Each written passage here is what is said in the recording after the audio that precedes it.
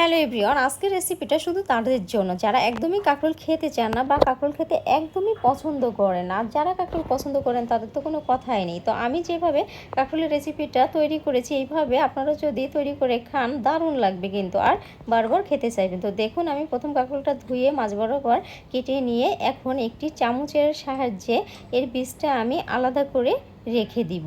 রেখে এই কাঁকরোলের খোলসটা আমি একটু লবণ ও সামান্য হলুদ দিয়ে মাখিয়ে রেখে দিব। এবার এই পুরটা কাঁচামরিচ, পেঁয়াজ কুচি, স্বাদমতো লবণ, হলুদ, একটু বেসন আর দিয়ে দেবো আদা রসুন জিরা ও একটু গরম মশলা গুঁড়া দিয়ে ভালো করে আমি মাখিয়ে পুরটা রেডি করে নিব।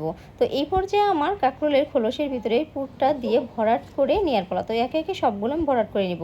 এবার কড়াইয়ে তেল গরম করে একে একে সবগুলো আমি কিন্তু ভেজে নিব। তো এটি কিন্তু দারুণ একটি রেসিপি। এতে ভাতের সঙ্গেও যেমন খেতে ভালো লাগে, এমনি বিকালের নাস্তায় কিন্তু খেতে দারুণ লাগে। তো আপনারা বাসায় তৈরি করে খেয়ে দেখবেন। আল্লাহ হাফেজ।